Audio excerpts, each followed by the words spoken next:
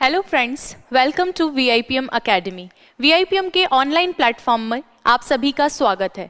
जैसा कि आप लोग जानते हैं, हमारी high court LDC crash course series चल रही थी और उसमें हमने सक्सेसफुली सारे टॉपिक्स भी कंप्लीट किए हैं और मैंने आप लोगों को प्रॉमिस किया था कि हम मॉडल पेपर्स भी लेकर आएंगे। तो ये मॉडल पेपर्स वाली जो सीरीज है, इसमें हम टोटल 2 ही पेपर रख पाएंगे क्योंकि अब समय बहुत कम रह चुका है। तो आप लोगों को अगर लगता है कि कोई टॉपिक वीक है तो आप वापस प्लेलिस्ट में जाके VIPM के यूट्यूब चैनल की प्लेलिस्ट में जाके फिर से वो वीडियो देख सकते हैं। और अगर आपको लगता है कि अब आपकी एक बारी अच्छी तैयारी हो चुकी है तो आप ये मॉडल पेपर प्लीज अटेम्प्ट कीजिए और इनका आइडियल सॉल्यूशन मैं भी करवा रही हूँ, वो भी आप चेक कीजिए और आप लोग भी देखिए कि आप लोगों की तैयारी कैसी है। चलिए ध्यान दीजिए। फर्स्ट क्वेश्चन है हमारा, change the following interrogative sentence to an assertive sentence. हमें भाई क्या करना है, इंटेरोगेटिव सेंटेंस दिया हुआ है उसको असर्टिव में चेंज करना है। मैंने आपको हमेशा ही बताया है कि इस तरह के क्वेश्चन में स्मार्टली काम लो। पहले ये देखो पूछा क्या है और बताया क्या है।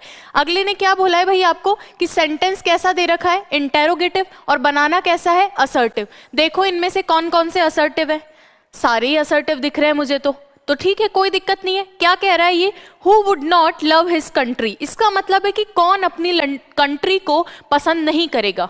Who would not love his country मतलब कौन अपनी कंट्री को पसंद नहीं करेगा। तो इसका मतलब सारे लोग अपनी कंट्री को पसंद करते हैं, यही बात है क्या। इस तरह के हमने ट्रांसफॉर्मेशन की वीडियो में भी किया था। इसका मतलब एवरीवन लव्स हिज कंट्री। अगर मैं इसको असर्टिव में बोलूं, और असर्टिव का मतलब आप जानते हो अफर्मेटिव भी होता है और नेगेटिव भी होता है, तो अफर्मेटिव सेंटेंस होगा एवरीवन लव्स हिज कंट्री, कि भाई कौन अपनी कंट्री को प्यार नहीं करता। इसका मतलब सारे ही लोग करते हैं। और ट्रांसफॉर्मेशन में आप लोग जानते हो सेंस नहीं बदलता जब तक कि आपको इंस्ट्रक्शन नहीं दिया गया हो। तो इसका आंसर होगा बी। भाई ए ऑप्शन क्यों नहीं होगा, ए ऑप्शन कह रहा है no one loves his country. अरे ये तो कह रहा है कि कौन नहीं पसंद करता, इसका मतलब सभी करते हैं, तो नो वन वाला केस तो हमें चाहिए ही नहीं। अच्छा सी ऑप्शन देखो, समवन लव्स हिज कंट्री, तो समवन कोई एक ही थोड़ी करता है, सारे ही लोग कर रहे हैं, तो सी ऑप्शन भी नहीं होगा। लास्ट वाले में क्या दिक्कत है, ये तो एवरीवन से भी शुरू हो रहा है। Everyone loves the country, the country ये किसी स्पेसिफिक कंट्री की बात कर रहा है, जबकि ये सब्जेक्ट को ही दिखाते हुए बोल रहा है हिज कंट्री, उसी की कंट्री जो जहां का नागरिक होता है वहीं की कंट्री की बात कर रहा है, इसलिए ये ऑप्शन भी नहीं होगा। हमारा आंसर होगा बी। चलिए नेक्स्ट क्वेश्चन देखिए, Which of these is an assertive sentence? इनमें से कौन सा सेंटेंस असर्टिव है। पूछा क्या है भाई, असर्टिव हम लोगों से पूछा गया है। आपके पास A, B, C, D 4 option है, देखो कौन कौन से असर्टिव है। देखिए पहला लिख रखा है Why waste time in reading trash, है ना। ट्रैश पढ़ने में अपना समय वेस्ट क्यों करना है। किस प्रकार का सेंटेंस है भाई, सेंटेंस है इंटेरोगेटिव। इंटेरोगेटिव है मतलब क्वेश्चन वाला है। इसके बाद सेकंड है I wish that I were healthy again, मैं विश करता हूं कि मैं फिर से हेल्दी हो जाऊं। अरे असर्टिव है क्या, बिल्कुल है। और असर्टिव भी कौन सा वाला है, मैंने आप लोगों को पढ़ाया था इमेजिनरी सिचुएशन, इमेजिनरी बताया था टेंस वाली वीडियो में। अगर नहीं किसी ने देखा हो तो जाके फिर से चेक कीजिए। टेंस वाली वीडियो में इमेजिनरी सेंटेंसेस पढ़े कि सोचते आज हैं कि अगर मैं चिड़िया होता तो उड़ जाता, तो इस तरीके के सेंटेंसेस में हम उसको बनाते हैं पास्ट में। इमेजिनेशन अभी की है, आई विश अभी का इमेजिनेशन है, लेकिन बनाएंगे सेकंड सेंटेंस को किसमें, पास्ट के अंदर बनाएंगे, वर्ब सेकंड में बनाएंगे। ये उसी प्रकार का है, तो ये असर्टिव है, असर्ट करता हुआ सेंटेंस है।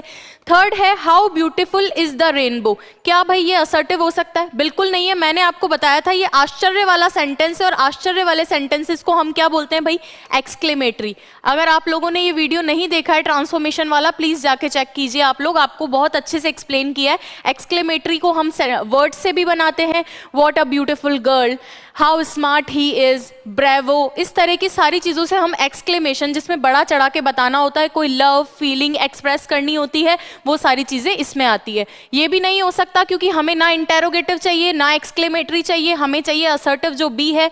डी ऑप्शन क्या है, please have a look at the brochure, brochure पर एक लुक दीजिए, मतलब अपना ध्यान दीजिए इस ब्रोशर पे। ये किस प्रकार का सेंटेंसेस है, ये भी मैंने ट्रांसफॉर्मेशन में आपको बताया था। सेंटेंस अगर वर्ब फर्स्ट से स्टार्ट हो, सेंटेंस किससे स्टार्ट हो, वर्ब की फर्स्ट फॉर्म से, तो सेंटेंस को बोलते हैं इंपेरेटिव। क्या बोलते हैं भाई, इंपेरेटिव। अगर सेंटेंस वर्ब फर्स्ट से स्टार्ट हो, अब चाहे वो सजेशन हो, चाहे ऑर्डर हो, चाहे कमांड हो, वो सारे क्या होते हैं, इंपेरेटिव। हमें करना था असर्टिव, पहला भी नहीं हो सकता, सी भी नहीं हो सकता, डी भी नहीं हो सकता, आंसर होगा बी।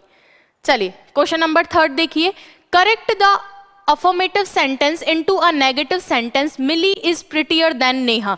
चलिए ध्यान दीजिए, क्या बोला है कि अफर्मेटिव सेंटेंस को आपको किस में बदलना है भाई, नेगेटिव सेंटेंस के अंदर ट्रांसफॉर्मेशन करना है। इस तरह के सेंटेंस में आपको भाई कंफ्यूज्ड नहीं होना है। देखो क्या हो रहा है, दोनों तरह के क्वेश्चन आ रहे हैं, दोनों तरह के क्वेश्चन आ रहे हैं। मतलब एक तो आ रहा है इंस्ट्रक्शन वाला कि सीधा आपको पॉजिटिव दे रखा है और आपको उसको बदलना है नेगेटिव में, ठीक है। अगर वो डायरेक्टली इंस्ट्रक्शन दे रहा है तो आप नॉट लगा के नेगेटिव बदल दो। लेकिन मैंने ट्रांसफॉर्मेशन में आपको ये चीज बताई थी कि ट्रांसफॉर्मेशन के अंदर आपका सेंस नहीं बदलता है। तो आपको केयरफुली क्वेश्चन को अटेम्प्ट करना है और ऑप्शंस देखने हैं ध्यान से कि हमारा ट्रांसफॉर्मेशन वाला है या क्लियर इंस्ट्रक्शन का है। क्लियर इंस्ट्रक्शन है तो नेगेटिव बना दो, उसमें ऑब्वियसली उसका सेंस बदलेगा। लेकिन जब भी बात ट्रांसफॉर्मेशन की होगी तो उसमें सेंस नहीं बदलता। असर्टिव कर दो लेकिन उसको जो है आप सेंस उसका नहीं बदलोगे। आपको अफर्मेटिव दिया है कि Mili is prettier than Neha, कि मिली जो है वो नेहा से ज्यादा प्रिटी है, ये अफर्मेटिव दिया है। नेगेटिव में बदलना है, ट्रांसफॉर्मेशन करना है तो सेंस नहीं चेंज होगा। इसका मतलब कहने की बात ये है कि मिली सुंदर है भाई, ये मिली सुंदर है, मैंने इसको ऊपर बिठा दिया, और नेहा कम सुंदर है, मैंने इसको नीचे बिठा दिया। इसका मतलब कुछ भी कर लो, नेगेटिव बना दो, लेकिन एट द एंड मिली सुंदर होनी चाहिए नेहा से। यही बात है कि सेंस नहीं बदलेगा, मिली ही सुंदर रहनी चाहिए, किसी भी तरीके से नेगेटिव बना दो। पहला ऑप्शन देखो, Neha is not as pretty as, Neha नहीं है, क्या नहीं है? आपको मैंने सब्जेक्ट वर्ब एग्रीमेंट में और डिग्री में बहुत अच्छे से ये सारी चीजें बताई है कि एज डैश एज, डिग्री में ये चीज हमने पढ़ी थी। एज डैश एज मतलब उतना और जितना का सेंस देता है, डिग्री बताता है, और इनके बीच में पॉजिटिव डिग्री आती है। ये बात भी हमारी हुई थी। यानी नेहा उतनी सुंदर नहीं है जितनी की मिली, यही बात है क्या? Neha is not as pretty as Mili, Neha उतनी सुंदर नहीं है जितनी की मिली। बिल्कुल सही बात है भाई, बिल्कुल सही बात है, यही वाला सही लग रहा है मेरे को तो, कि नेहा उतनी सुंदर नहीं है जितनी की मिली। अभी भी मिली सुंदर है क्या?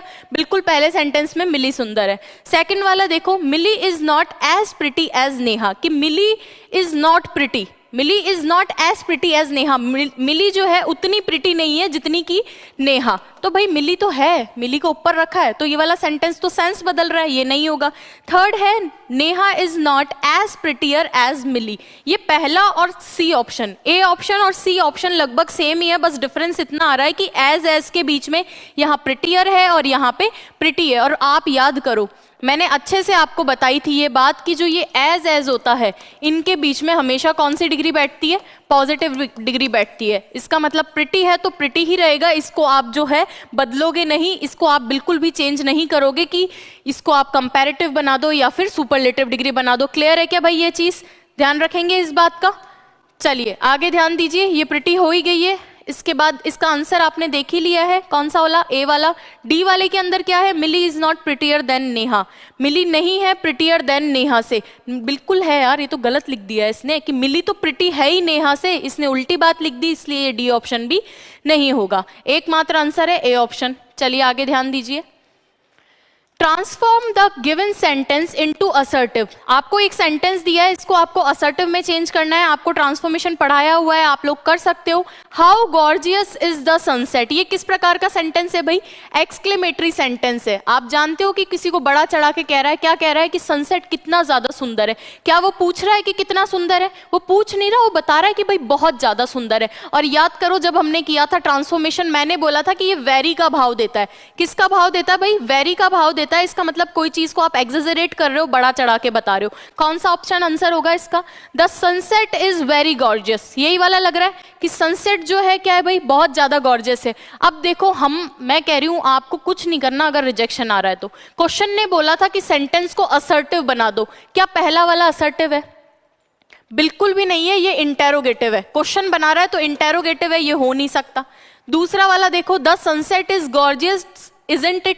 अरे ये फिर से क्या बन रहा है? इंटेरोगेटिव बन रहा है। क्या ये हो सकता है? ये भी बिल्कुल नहीं हो सकता। अरे डी ऑप्शन देखो, how gorgeous the sunset is, again ये एक्सक्लेमेटरी है, ये एक्सक्लेमेटरी है। हमें जब क्वेश्चन ने साफ साफ कह दिया असर्टिव बनाओ, तो ये तीनों तो अपने आप ही हट गए। अगर किसी को अच्छे तरीके से एलिमिनेट करना आता है तो वो इसका आंसर आसानी से दे सकता था।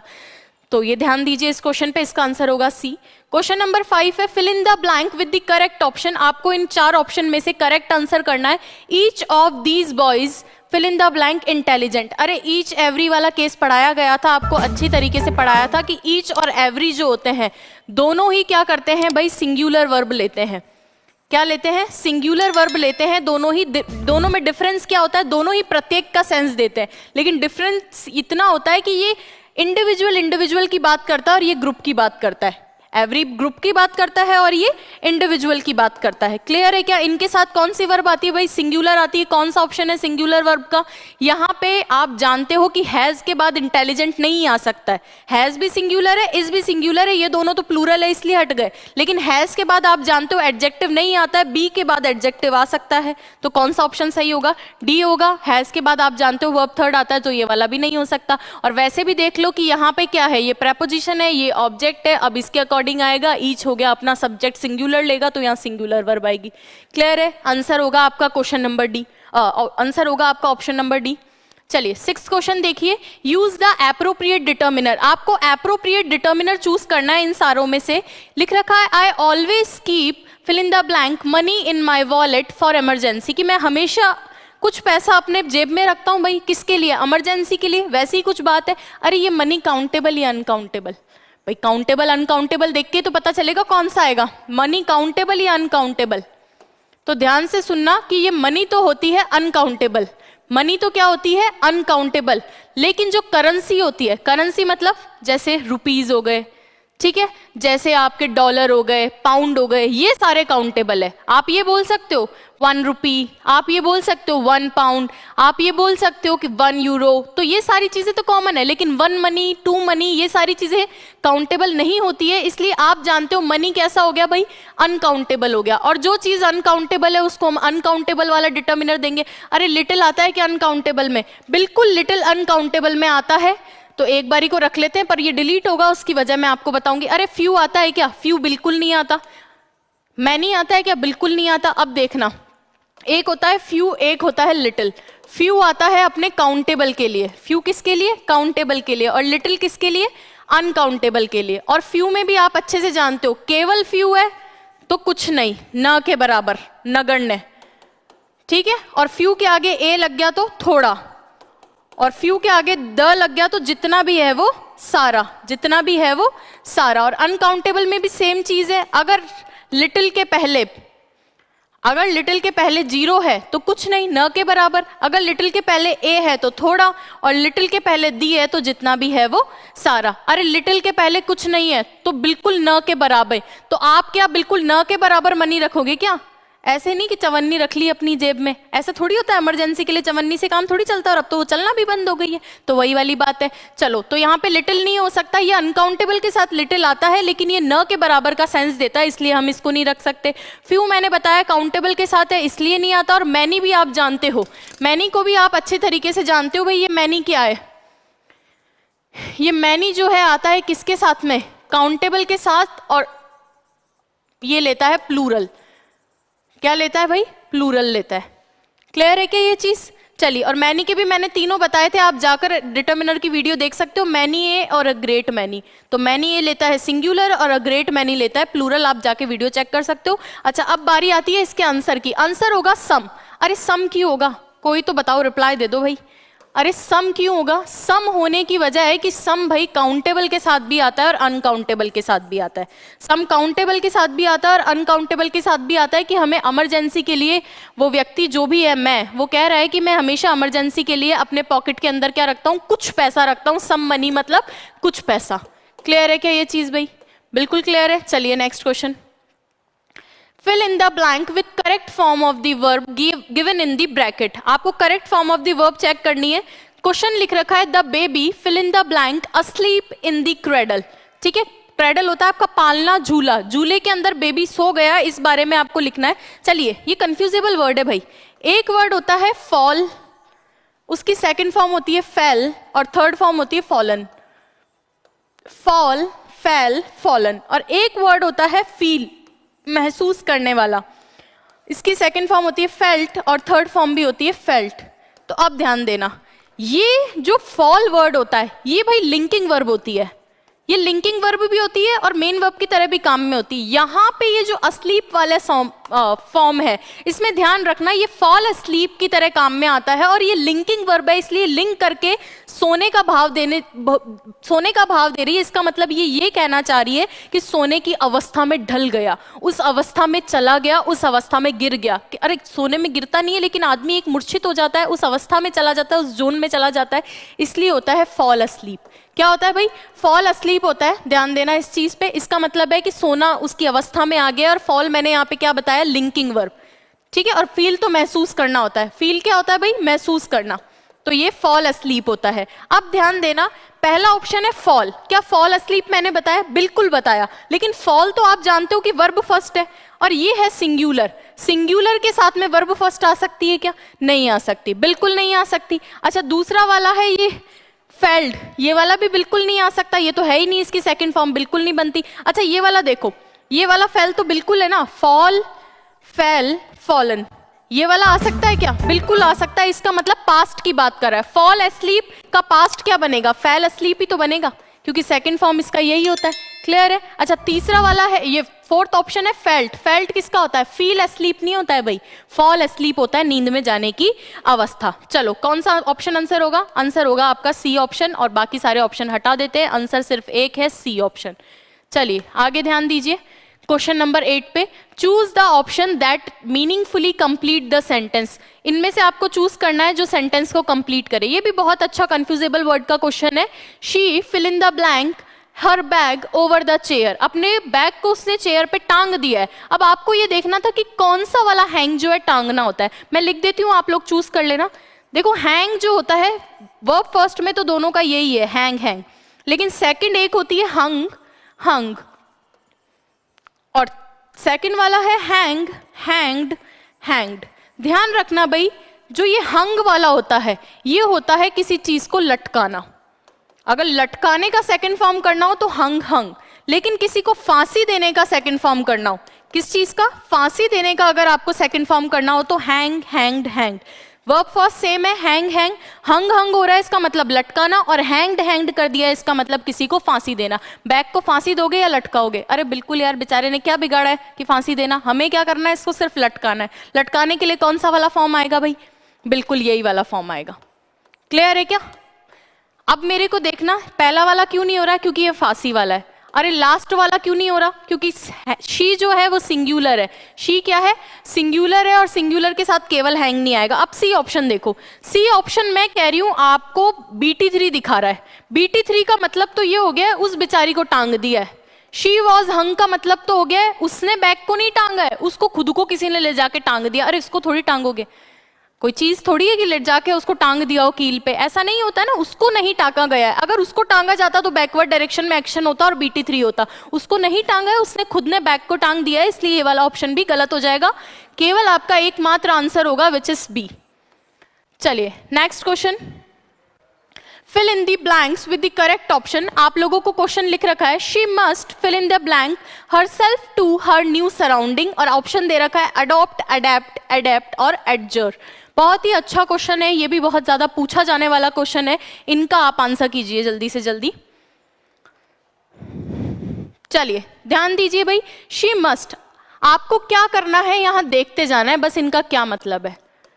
चलो, एडॉप्ट का मतलब होता है या तो किसी चीज को अपनाना या किसी को गोद लेना। क्या क्या बोला मैंने? एडॉप्ट मतलब गोद लेना या फिर अपनाना, ठीक है। और सेकंड एडेप्ट का मतलब होता है खुद को किसी सराउंडिंग में, किसी स्थिति में ढाल लेना। तो क्या लिख रही हूं मैं यहां पे? सराउंडिंग में ढाल लेना। एक होता है ना कि आप कहीं नई जगह गए हो और खुद को वहां की स्थिति के अनुसार ढाल लिया हो, वो होता है अडेप्ट। क्लियर है? अडॉप्ट मतलब गोद लेना या किसी चीज को अपना लेना, और सेकंड है अडेप्ट, उसका मतलब होता है अपने आप को किसी विशेष सराउंडिंग में या किसी पर्टिकुलर सराउंडिंग में डाल लेना। थर्ड जो अडेप्ट होता है वो एडजेक्टिव होता है, उसका मतलब होता है भाई स्किल्ड। उसका मतलब क्या होता है? स्किल्ड हम कह सकते हैं कुशल या निपुण। क्या कह सकते हैं? कुशल या निपुण। और लास्ट वर्ड आपका बहुत बहुत ज्यादा अच्छा है, एडजर। ये जनरली काम में नहीं लिया जा सकता है, हम लोग इसको जनरली काम में नहीं लेते हैं, लेकिन इसका मतलब होता है अर्ज करना या रिक्वेस्ट करना। वर्ब है अर्ज या रिक्वेस्ट करना। किसी से हम रिक्वेस्ट करते हैं तो हम उसको लिख सकते हैं एडजर। क्या लिख सकते हैं? एडजर लिख सकते हैं। चारों वर्ड के मीनिंग मैंने आप लोगों के सामने लिख दिया है। एडॉप्ट गोद में लेना, अपनाना, एडप्ट सराउंडिंग में डाल लेना, एडप्ट स्किल्ड या कुशल, और एडजर मतलब अर्ज या रिक्वेस्ट करना। करना क्या था भाई? नई स्थिति में उसने खुद को डालना है, उसको खुद को नई स्थिति में डालना है। कौन सा वाला होगा? ऑब्वियसली सेकंड वाला होगा। She must adapt her self, उसको अपने आप को अडेप्ट कर लेना चाहिए, डाल लेना चाहिए टू हर न्यू सराउंडिंग्स। हो सकता है कहीं बेचारी दूसरी जगह चली गई हो तो उसको कहा जा रहा है, जैसे शादी होकर लड़की दूसरे घर चली जाती है तो अब नए माहौल में उसको खुद को ढाल लेना चाहिए, वैसी बात है। चलिए नेक्स्ट है, I will let you fill in the blank if you tell the truth. Option है चारों आपके सामने, gone, went, going and go. Answer कीजिए भाई। I will let you fill in the blank if you tell the truth. अगर तुम सच बताते हो तो मैं तुम्हें जाने दूंगा, कुछ ऐसा ही भाव है। अगर तुम सच बताते हो तो मैं तुम्हें जाने दूंगा। ध्यान रखना, ये लेट जो अपने बाद सेकंड वर्ब आती है, ये लेट अपने बाद सेकंड वर्ब को बेयर इन्फिनेटिव में लेती है। किस में लेती है? बेयर इन्फिनेटिव में। सुनना मेरी बात, एक बहुत अच्छा कॉन्सेप्ट आप लोगों ने पढ़ा है, आप वीआईपीएम के स्टूडेंट हो, मैं ये अगर नहीं भी हो तो ये बात समझना कि कभी भी किसी भी सेंटेंस के अंदर दो वर्ब आती हैं तो पहली वर्ब तो मेन वर्ब होती है और दूसरी वर्ब को क्या क्या बना सकते हैं भाई? या तो बना सकते हैं जिरंड और या फिर बना सकते हैं इन्फिनेटिव। इन्फिनेटिव का मतलब होता है टू प्लस वर्ब फर्स्ट और जिरंड का मतलब होता है वर्ब फर्स्ट प्लस आईएनजी। तो कोई भी सेंटेंस में पहली वर्ब मेन वर्ब होती है और दूसरी को आप या तो जिरंड बना दो या इन्फिनेटिव बना दो। ये जो लेट होता है ना, ये अपने बाद इन्फिनेटिव नहीं बनने देता। ये क्या कहता है? मेरे बाद आप टू प्लस वर्ब फर्स्ट मत लगाओ, आप इस टू को हटा दो, मुझे बेयर इन्फिनेटिव दे दो। क्या दे दो? Bare infinitive. और बेयर इन्फिनेटिव का मतलब होता है सिर्फ वर्ब फर्स्ट। क्या होता है? सिर्फ वर्ब फर्स्ट। इसका मतलब लेट के बाद मैं क्या लगाऊंगी? Verb first. क्लियर है क्या? गॉन वर्ब फर्स्ट होती है क्या? बिल्कुल नहीं होती। गो, वेंट, गॉन क्या होता है? गो, वेंट और गॉन। तो गो है क्या? गॉन तो बिल्कुल वर्ब थर्ड है, अकेले आएगी ही नहीं। वेंट आएगा क्या? बिल्कुल नहीं आएगा, ये भी वर्ब सेकंड है। गोइंग भी नहीं आएगा, क्या आएगा? सिर्फ गो आएगा, क्योंकि लेट अपने बाद बेयर इन्फिनेटिव लेता है। बेयर इन्फिनेटिव का मतलब वर्ब फर्स्ट। फुल इन्फिनेटिव बाकी वर्ब्स लेती हैं अगर उनको सेकेंडरी वर्ब चाहिए होती है। क्लियर है क्या? चलिए नेक्स्ट क्वेश्चन देखिए, fill in the blank with correct form of the verb given in the bracket. आपको इनमें से चूज करना है और आंसर करना है। A plastic bag fill in the blank in the water. कि एक प्लास्टिक बैग है जो भाई क्या करता है? किसमें? पानी के ऊपर सतह पर तैरता है, वही वाला भाव है। कौन सा वाला आंसर होगा भाई? अ plastic bag floats in the water. क्या आंसर होगा? Floats in the water. क्यों भाई? पहली बात तो भाई स्विमिंग, स्विमिंग तो करते हैं आदमी। जो आदमी खुद अपने हाथ पैर चलाकर तैरता है उसको बोल सकते हैं अपन स्विम। स्विम के अंदर आदमी को खुद को तैरना होता है, खुद को हाथ पैर चलाने होते हैं, लेकिन फ्लोटिंग में अपने आप तैरने वाली चीज को फ्लोट बोलते हैं। तो स्विम तो कर नहीं सकता प्लास्टिक बैग, उसके बेचारे के हाथ पैर नहीं है। चलो तो फ्लोट करेगा। अब फ्लोट में भी ये है वॉज फ्लोटेड। आप उसको जानबूझ के फ्लोट नहीं करवाते हो, आप डाल के देखना। कोई भी प्लास्टिक की जो थैली होती है जो घर में आती है उसको पानी के ऊपर डाल देना, वो खुद ही तैरने लगती है। ऐसा तो है नहीं कि वो डूब रही है और आप जबरदस्ती तैरा रहे हो, तो जबरदस्ती वाला काम नहीं है, वो खुद से तैरती है ना, तो यहाँ पे पैसिव भी नहीं बनेगा। ठीक है। और पहले फ्लोट कर रही थी, अरे हमेशा ही करती है। ये किस तरह का एक्शन है? इसको मैं मान सकती हूँ ये यूनिवर्सल ट्रुथ है भाई। क्या मान सकती हूँ? Universal truth. अरे यहाँ अपने यहाँ पे अगर प्लास्टिक की थैली पानी पे तैर रही है तो दूसरी जगह भी तो तैरेगी। क्यों? ये साइंटिफिक रूल नहीं है क्या? ये साइंटिफिक रूल है। और आप जानते हो कि साइंटिफिक रूल, यूनिवर्सल ट्रुथ, इनको हम किस में रखते हैं? प्रेजेंट सिंपल में रखते हैं। किस में रखते हैं? प्रेजेंट सिंपल में रखते हैं। तो आप जानते हो ये वाला भी नहीं होगा, सिर्फ एक ही आंसर होगा, ऑप्शन नंबर सी। क्लियर है क्या? चलिए नेक्स्ट क्वेश्चन पे ध्यान दीजिए। It is high time we fill in the blank this place. Answer कीजिए भाई। ये कॉन्सेप्ट टेंस वाली वीडियो में मैंने बहुत अच्छे से पढ़ाया था। It is time, it is high time, it is about time, इन सब के बाद में क्या आती है? वर्ब की सेकंड फॉर्म आती है। टेंस की वीडियो में अच्छे से आपने देखा था, अभी तक नहीं देखा हो तो जाके फिर से देखिए। इट इज हाई टाइम आ गया है, मतलब अब समय आ गया है। अब समय आ गया है कि हमें तैयारी को जोर शोर से शुरू कर देना चाहिए। ठीक है, ये अब समय आ गया, अब तो खत्म ही कर देना चाहिए। अब तो टाइम, समय ही नहीं बचा है हमारे पास तैयारी करने का ना, अब तो बस फाइनलाइज करना है चीजों को। तो it is time, it is high time के बाद वर्ब की सेकंड फॉर्म आती है। देख लो कौन सी वाली है। इसमें सिर्फ लास्ट ऑप्शन है विल लीव, होगा नहीं, ये नहीं होगा, ये नहीं होगा, सिर्फ एक ही ऑप्शन होगा क्योंकि ये कॉन्सेप्ट पढ़ाया जा चुका है, आपको अच्छे से देख सकते हैं आप। चलिए नेक्स्ट क्वेश्चन है, choose the correct option given below. I asked him why he was working so hard। आपको चेंज किस में करना है भाई? डायरेक्ट में आपको इसको चेंज करना है। चार ऑप्शन आपके सामने हैं। I asked him why you are working so hard। I says to him why are you working so hard। I said to him why are you working so hard और I told to him why are you working so hard, option देखना है। हमें rejection आता है, हमें क्या आता है, हमें रिजेक्शन आता है। हम ये देख लेते हैं कि कौन से वाले को हटा सकते हैं। चलिए ध्यान दीजिए, कहा क्या है भाई इसने, डायरेक्ट में चेंज करो, इनडायरेक्ट दे रखा है। आस्क्ड देख के ये तो पता चल गया इंटेरोगेटिव है, कौन सा है, इंटेरोगेटिव है। और वाई देख के ये पता चल गया कि वाई हमारा क्या बन रहा है, कंजंक्शन। अगर वाई बन रहा है कंजंक्शन तो इसका मतलब WH वर्ड वाला इंटेरोगेटिव है। क्लियर है क्या? अगर WH वर्ड वाला नहीं होता है, हेल्पिंग वर्ब वाला होता है, तो कंजंक्शन क्या बनता है, इफ या वेदर। ठीक है, इफ भी बन सकता है, वेदर भी बन सकता है, लेकिन अगर WH वर्ड वाला इंटेरोगेटिव हो तो आप जानते हो अच्छी तरीके से, मैंने डायरेक्ट इनडायरेक्ट में बताया था आपको कि उस सेंटेंस के अंदर आपका जो भी कंजंक्शन होगा वो WH वर्ड खुद होगा। क्लियर है? तो अब आप देख लीजिए कि WH वर्ड वाले तो सारे ही हैं। अब देख लेते कि कौन कौन से इनके अंदर से क्वेश्चन वाले बन रहे हैं। आप जानते हो क्वेश्चन वाले सेंटेंस में WH के बाद में आता है हेल्पिंग वर्ब और हेल्पिंग वर्ब के बाद में आता है सब्जेक्ट। WH क्वेश्चन वाले के लिए हेल्पिंग वर्ब और हेल्पिंग वर्ब के बाद में सब्जेक्ट। देखो ऑप्शन, ये हेल्पिंग वर्ब बाद में चला गया, पहले सब्जेक्ट आ गया, तो ये हो ही नहीं सकता, इंटेरोगेटिव हटा दो। सेकंड वाला देखो भाई, I says to him why are you working so hard. अरे इसको प्रेजेंट में रख दिया। प्रेजेंट में तो मैंने अच्छे से बताया है आपको चिल्ला चिल्ला के डायरेक्ट इनडायरेक्ट के रूल्स में कि अगर हमारा रिपोर्टिंग स्पीच प्रेजेंट में होता है तो कुछ भी हो जाए उसको हम नहीं बदलते। क्लियर है ना? रिपोर्टिंग स्पीच अगर प्रेजेंट टेंस में हो इस तरीके से तो हम उसको नहीं बदलते। इनडायरेक्ट में यहां बदला हुआ है तो ये वाला भी नहीं हो सकता। अच्छा सी ऑप्शन देखो, I said to him why are you working so hard. Check कर लो भाई, ये सही लग रहा है, इसको चेक करो। अच्छा सेड टू को आस्क में बदलते हैं, बिल्कुल बदलते हैं। WS से शुरू हो रहा है, कंजंक्शन बना दिया, बिल्कुल सही है। अगर यहां होता है पास्ट सिंपल तो किस में बदलता है, पास्ट कंटिन्यूअस में। सॉरी, अगर यहाँ पे होता है प्रेजेंट कंटिन्यूअस तो हम उसको बदलते हैं पास्ट कंटिन्यूअस में। प्रेजेंट कंटिन्यूअस को बदलते हैं पास्ट कंटिन्यूअस में, तो सारे रूल ये फॉलो कर रहे हैं, तो आंसर सी होगा। आंसर क्या होगा, सी होगा। डी ऑप्शन देख लो क्यों गलत है। अरे मैंने अच्छे से बताया था जब आपको डायरेक्ट इनडायरेक्ट बताया था कि सैड अपने बाद टू ले सकता है। ठीक है ना, पर्सन के लिए इंट्रांजिटिव की तरह काम करता है, लेकिन ये जो टेल होता है ये अपने बाद टू नहीं लेता है। ये क्या लेता है, ये डायरेक्ट ऑब्जेक्ट लेता है, डायरेक्ट ऑब्जेक्ट लेता है। ये बहुत अच्छा कॉन्सेप्ट है, इसकी वजह से ये वाला भी आपका गलत हो गया। क्लियर है क्या ये भाई? चलिए क्वेश्चन नंबर नेक्स्ट देखिए आप, 14 number. The government has announced taxes will be raised, और आपको इसको चेंज करना है इनडायरेक्ट में। गवर्नमेंट ने अनाउंस किया है, क्या अनाउंस किया है कि टैक्सेस जो है वो बढ़ाए जाएंगे। ठीक है, आप लोग आंसर कीजिए भाई।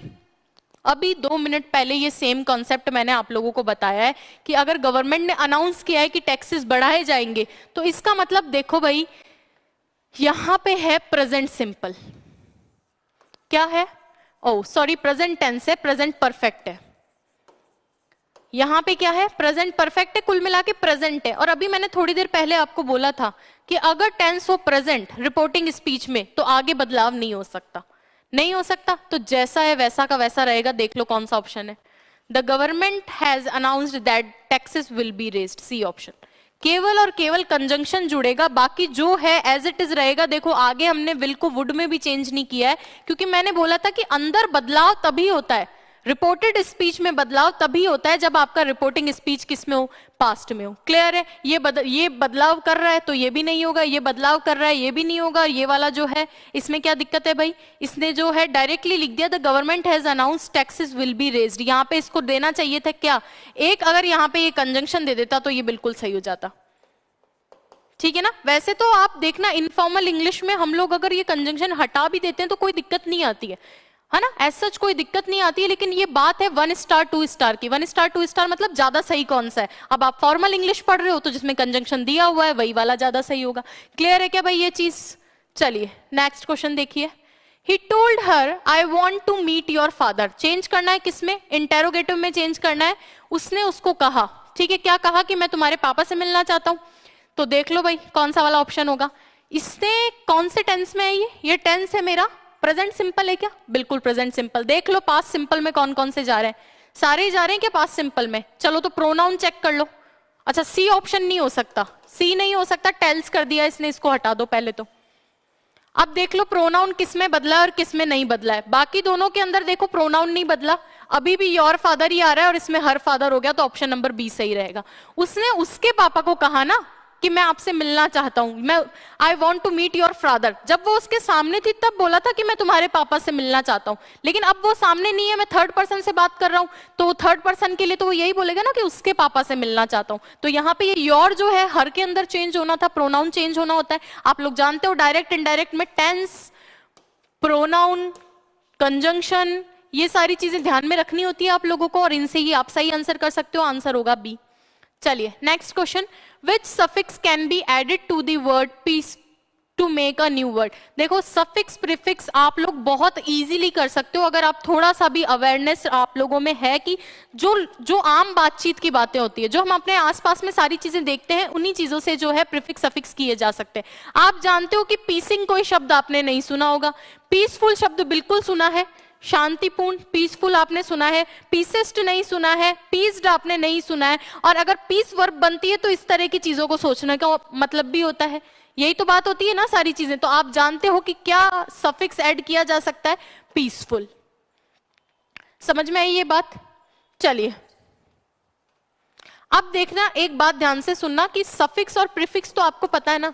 अरे प्रीफिक्स मतलब जो पहले जुड़े, जो पहले फिक्स हो वो प्रीफिक्स, और जो बाद में जुड़े वो सफिक्स। चलिए नेक्स्ट क्वेश्चन देखिए, question number 17, which of the following suffix can be added to following word to form a new one.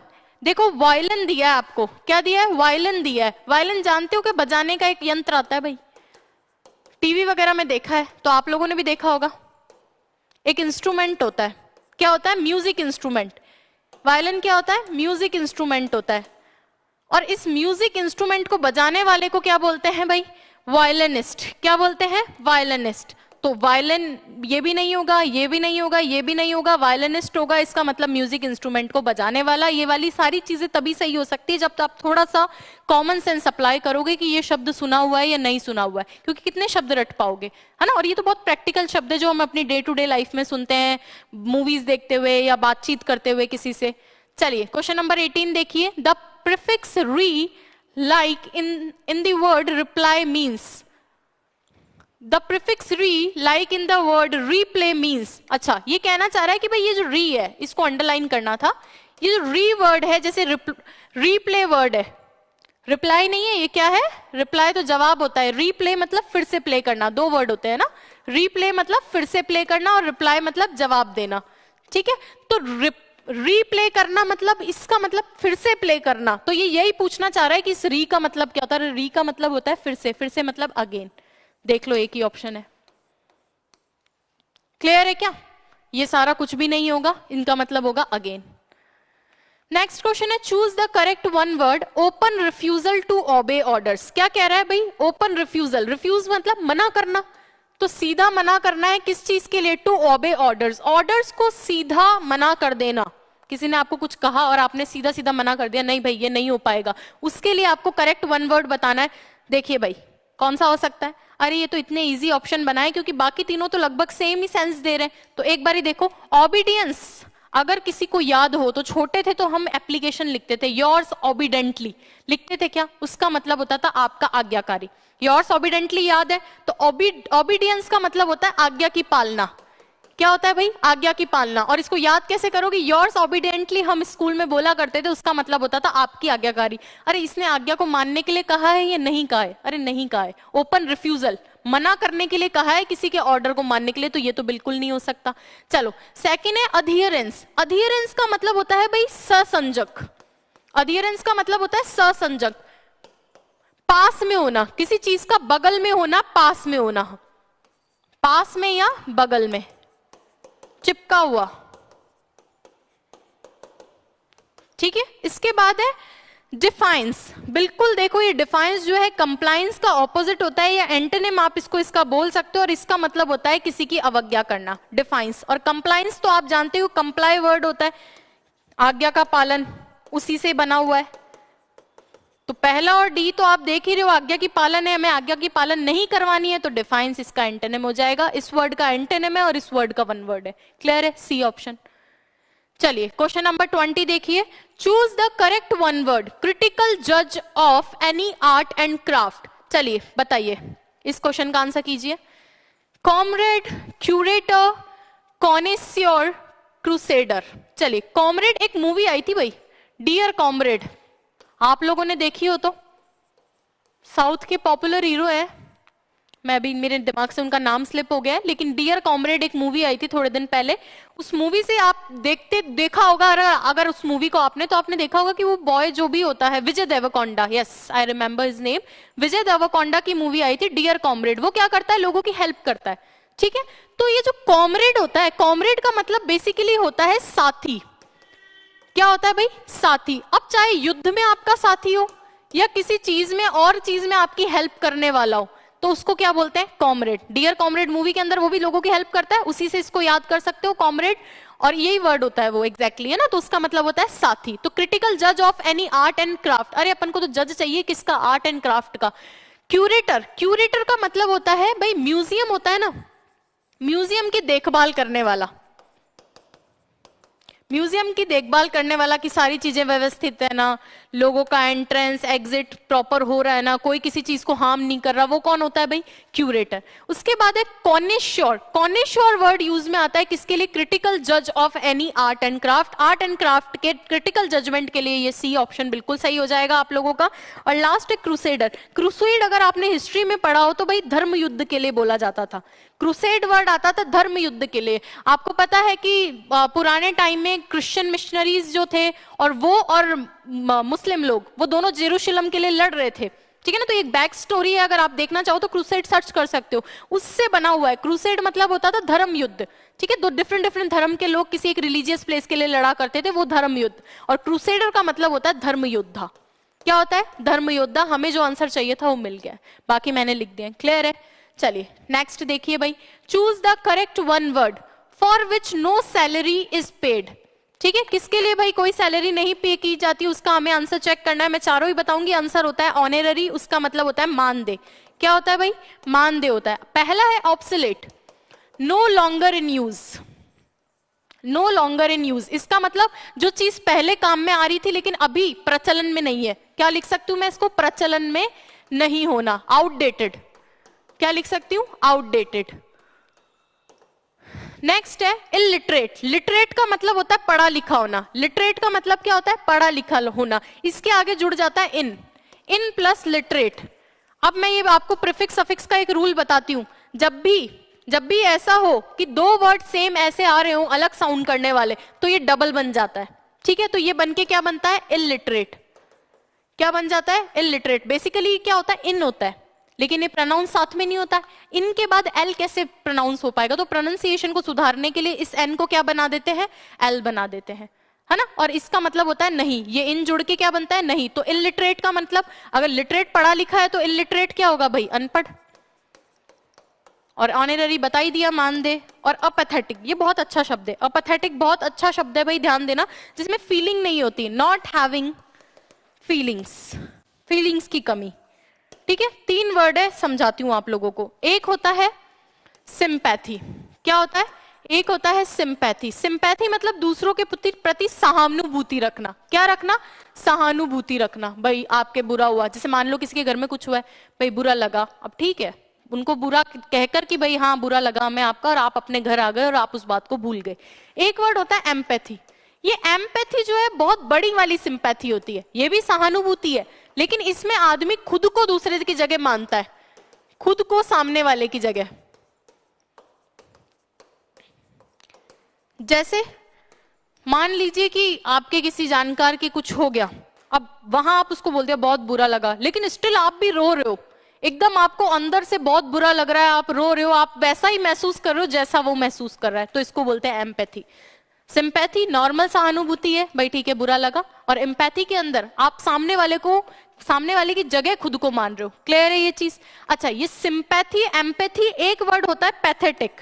Pathetic adjective होता है भाई, पैथेटिक एडजेक्टिव होता है, उसका मतलब होता है पैथेटिक कंडीशन जानते हो, दयनीय, दयनीय, बुरी, बुरी, है ना। पैथेटिक जोक भी हो सकता है, पैथेटिक कंडीशन भी हो सकती है। अब बात आती है, दो वर्ड और है, आपने जो देखा एक वर्ड तो ये है अपैथेटिक। ये सिंपैथी एम्पैथी के अंदर ए जुड़ जाता है तो नॉट लग जाता है। आप जानते हो कि अगर मैं कह रही हूं सिंपैथी, तो इसके आगे अगर ए लग रहा है तो ये अपैथेटिक होगा, या एपैथी होगी? अपैथी के अंदर फीलिंग, इसके अंदर फीलिंग हो रही थी, इन दोनों में फीलिंग हो रही थी। ए मतलब नॉट होता है तो नॉट हैविंग फीलिंग्स, समझ रहे हो क्या? और एक वर्ड होता है आपका एंटीपैथी। क्या होता है? एंटीपैथी। अब इसमें आप फीलिंग रख रहे हो, लेकिन कैसी रख रहे हो? एंटी। कैसी फीलिंग है भाई? एंटी, एकदम विपरीत। जैसे भारत और पाकिस्तान एक दूसरे के लिए कैसी फीलिंग रखते हैं? एंटीपैथी। और एक बार ये होता है कि पास में किसी की डेथ हो गई, लेकिन हम लोग फील नहीं कर पा रहे उस चीज को, वो क्या होती है भाई? अपैथी। और उससे वर्ड बना है अपैथेटिक, जो पर्सन फीलिंग नहीं रखता। क्लियर है भाई? और पैथेटिक एक अलग शब्द है जिसका मतलब होता है दयनीय और बुरी स्थिति में होना। चलिए नेक्स्ट देखिए, question number 22, choose the correct synonym. आपको करेक्ट सिनोनिम चूज करना है किसका? इरुडाइट का। किसका चूज करना है भाई हमें? इरुडाइट का। ई का मतलब होता है आउट, आउट हो रहा है। और क्या आउट हो रहा है भाई?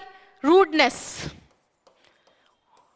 कोई भी आदमी जिसके अंदर से उसका रूड बिहेवियर बाहर निकल गया, तो अब वो समझदार हो गया, पढ़ा लिखा हो गया, तो वो क्या बन जाता है? इरुडाइट। इरुडाइट का मतलब होता है लर्नेड, विद्वान।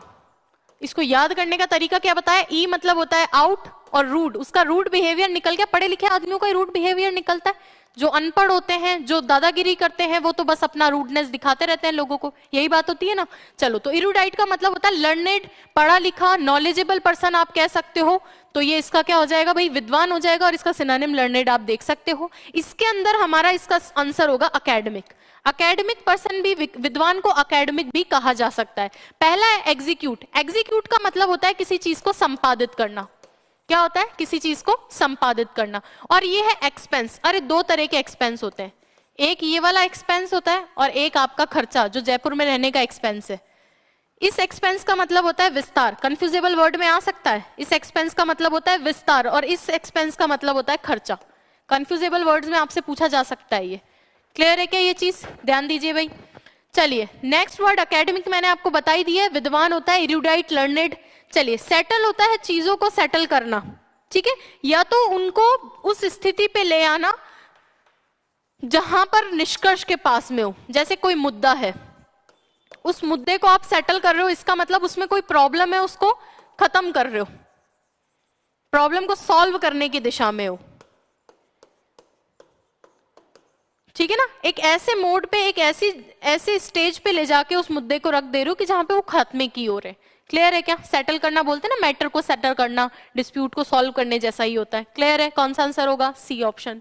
नेक्स्ट है cartography is the science of drawing, choose the closest meaning of the idealistic word. इसके बाद है भाई कार्टोग्राफी। कार्टोग्राफी का मतलब क्या होता है? कार्टोग्राफी, अरे ये वर्ड होता है कार्टोग्राफी, ठीक है। तो ये कार्टो से आप इसको याद रखना कि मैप्स वगैरह जो ड्रॉ करने होते हैं ना, उसकी साइंस है ये भाई। कौन सी साइंस है भाई? किस चीज की ड्राइंग की साइंस है? मैप वगैरह को ड्रॉ करने की साइंस है। ऑप्शन नंबर ए इसका सही आंसर होगा, कार्टोग्राफी। ये पूछा हुआ क्वेश्चन है।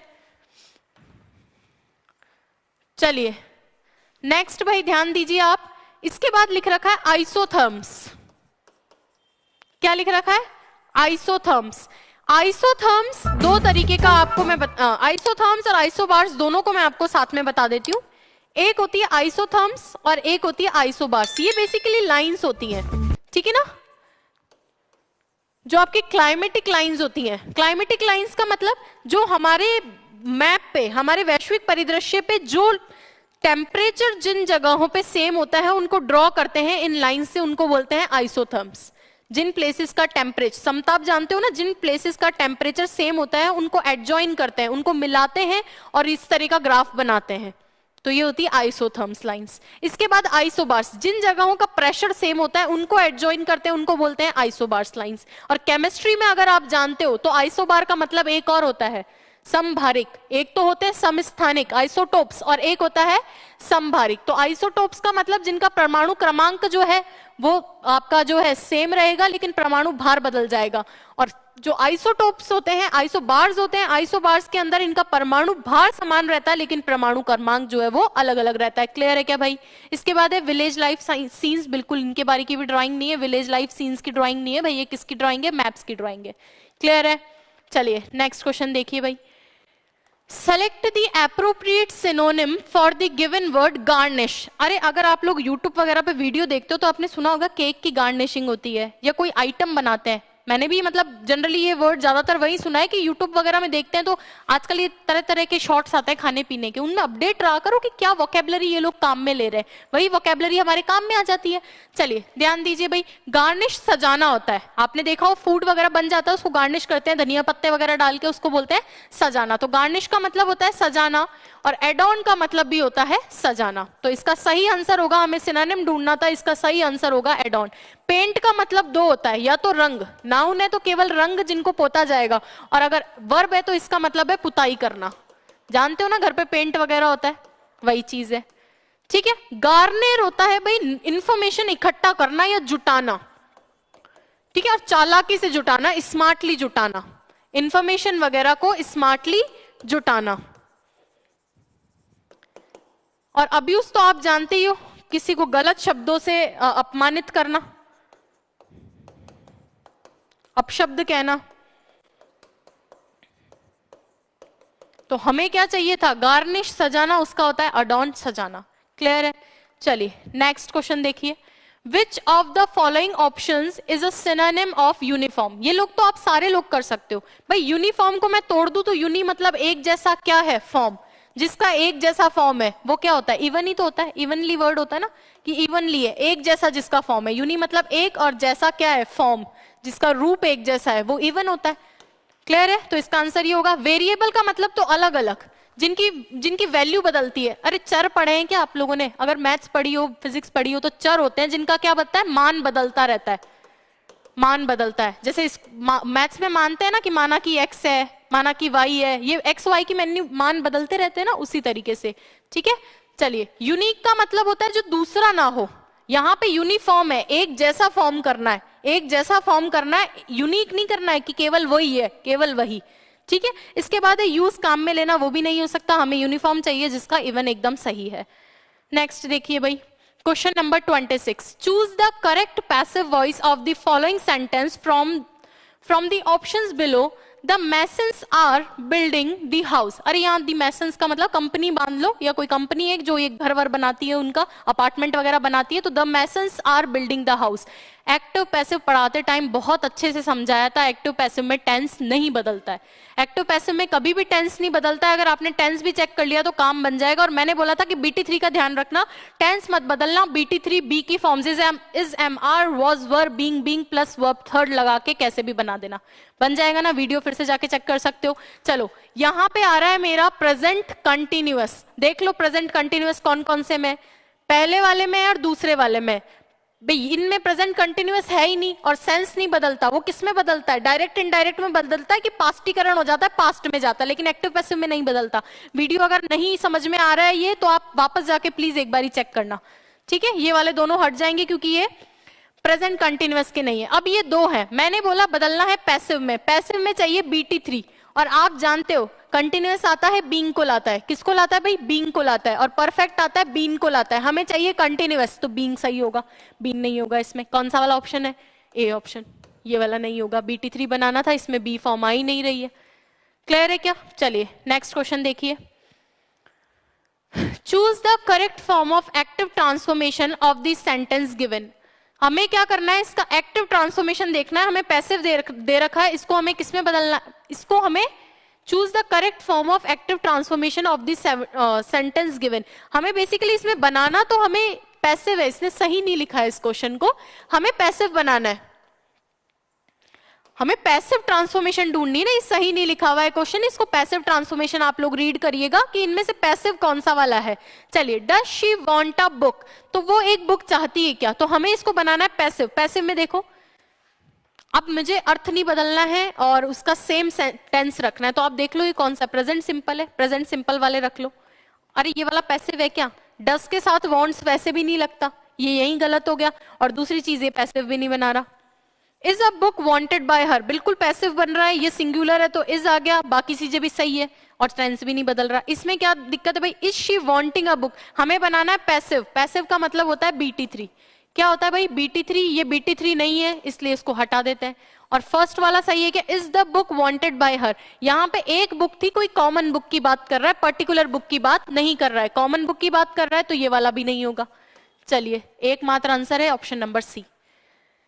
Next question number 28।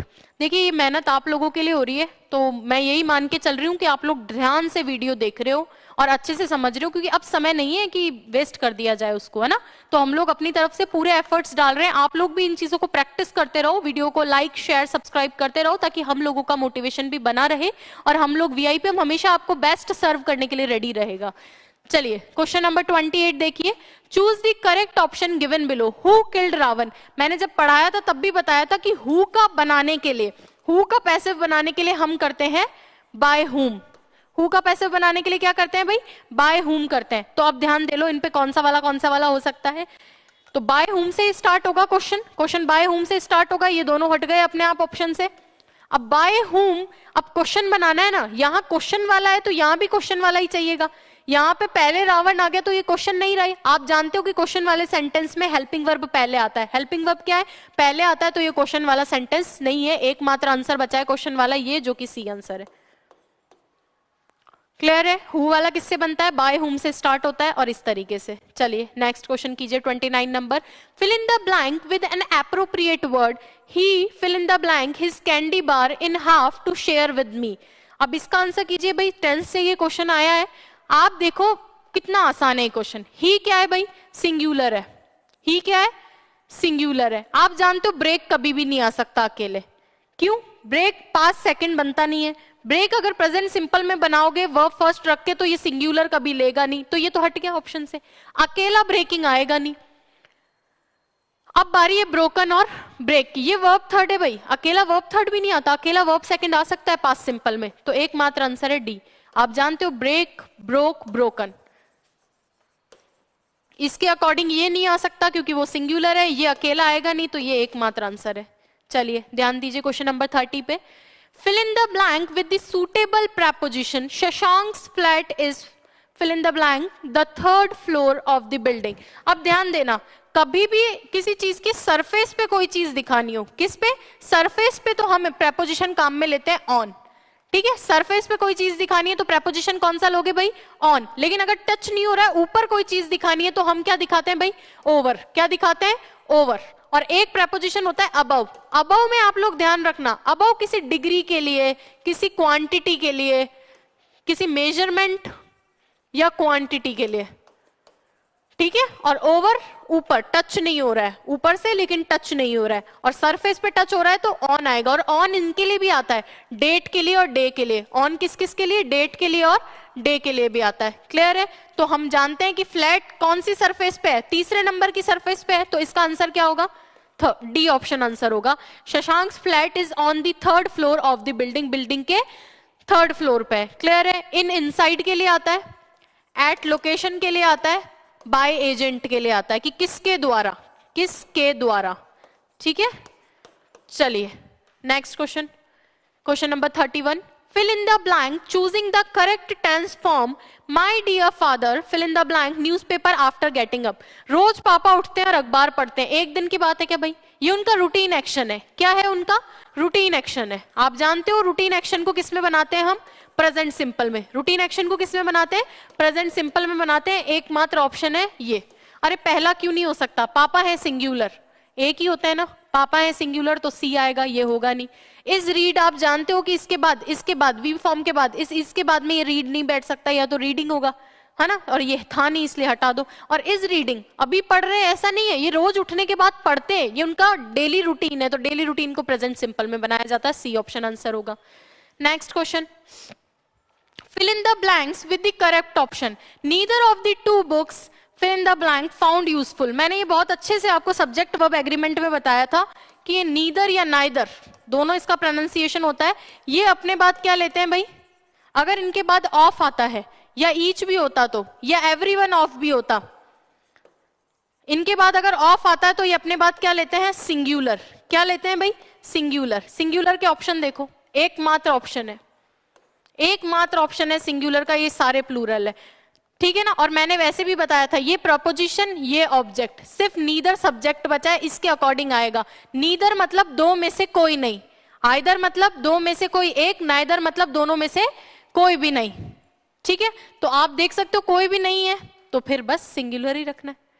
चलिए next question, question number 33, select the appropriate meaning of phrasal verb given in the sentence an epidemic of plague had broken out in some villages of Maharashtra. हमें ये phrasal verb है, ठीक है ना, ये break out होता है भाई, ये एक फ्रेजल वर्ब क्या होता है, ब्रेक आउट होता है। ब्रेक आउट का थर्ड फॉर्म है, क्योंकि आप देख रहे हो हेड है, हेड को अपने बाद वर्ब थर्ड चाहिए, ठीक है, वर्ब थर्ड चाहिए तो उसका वर्ब थर्ड बना है ब्रेकआउट का, ब्रोकन आउट।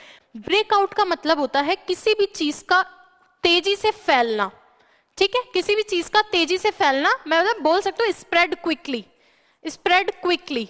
जैसे अभी कोरोना आया था, तो कोरोना को कोई डिजीज है, बिल्कुल डिजीज है और तेजी से फैली थी तो हम उसको ब्रेकआउट बोल सकते हैं। जैसे प्लेग आया था तो तेजी से फैला तो ब्रेकआउट, जैसे आग है वो भी अगर तेजी से फैल रही है तो उसको भी आप ब्रेकआउट बोल सकते हो। क्लियर है क्या? कौन सा नंबर ऑप्शन है भाई? इसमें तो एकमात्र स्प्रेड का एक ही ऑप्शन है, वो है डी ऑप्शन। जिंदगी बर्बाद करना होता है ब्रेकआउट? नहीं होता। इरेडिकेट का मतलब होता है उन्मूलन, उन्मूलन के लिए। रूइंड लाइफ मतलब जीवन बर्बाद करने के सेंस में नहीं, बिल्कुल नहीं, हमें तो स्प्रेड क्विकली, तेजी से फैलना। और डिस्टर्ब नॉर्मल लाइफ, जीवन को डिस्टर्ब करना, बाधित करना, नहीं, ये भी नहीं है। ब्रेकआउट का मतलब क्या होता है? एकमात्र होता है स्प्रेड क्विकली, तेजी से फैलना। चलिए नेक्स्ट क्वेश्चन देखिए, select the best option to fill in the blank, she takes after her mother. अब टेक्स आफ्टर एक बहुत अच्छा और बहुत कॉमन है। देखो दो होते हैं, एक होता है टेक आफ्टर और एक होता है लुक आफ्टर। दोनों काफी पूछे जाते हैं आप लोगों के एग्जाम में। तो टेक आफ्टर का मतलब तो होता है रिजेंबल्स, रिजेंबल्स मतलब उनके जैसी दिखाई देना, ठीक है ना, रिजेंबल्स मतलब सेम दिखाई देना।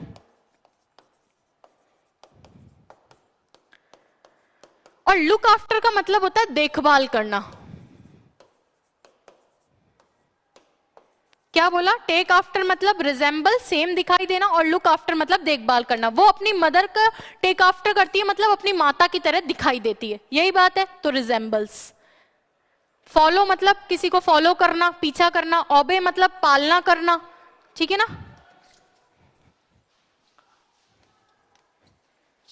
ओबे मतलब पालना करना, फॉलो पीछा करना, ठीक है। और कमांड्स का मतलब होता है किसी को कमांड देना, इंस्ट्रक्शन देना। क्लियर है? हमें सेम दिखाना था, वो होता है resembles. Next question, choose the correct meaning of the idiom by hook और बाय क्रूक। ये तो बहुत कॉमन ईडियम है, ये हमने अक्सर सुना होगा कि बाय हुक बाय क्रूक हम कैसे भी अपना काम करवा लेंगे। इसका मतलब होता है कैसे भी, किसी भी तरीके से, जिस हद तक हम लोगों को जाना उस हद तक जाकर भी हम जो है अपना काम करवा सकते हैं। इसका मतलब बाय एनी मीन्स। क्लियर है क्या ये चीज? बाय एनी मीन्स, किसी भी साधन से। मीन्स यहाँ पे क्या है? साधन, मतलब किसी भी साधन तक, किसी भी हद तक अगर हमें जाना पड़े तो बाय हुक और बाय क्रूक कैसे भी करके हम अपना काम करवा लेंगे। बाय नोबल्स, नोबल का मतलब होता है अच्छा, तो अच्छे साधन से नहीं होता है भैया। बाय हुक बाय क्रूक का मतलब तो ये है कि भाई जैसे तैसे भी बस काम बने बनवा लेंगे, ठीक है। बाय परमिशन, इजाजत से थोड़ी होता है, इजाजत से भी नहीं होता, साधन अच्छे साधन से भी नहीं होता, रिक्वेस्ट से बिल्कुल नहीं होता। ये तो किससे होता है? जैसे चाहे वैसे काम निकलवा लेंगे, कोई भी हथियार उठाना पड़े। चलिए क्वेश्चन नंबर 36 देखिए। 36 क्या कह रहा है? ये भी अगेन ईडियम का क्वेश्चन है। आपसे पूछा गया है a wolf in sheep's clothing. Wolf यानी आप जानते हो भाई भेड़िया।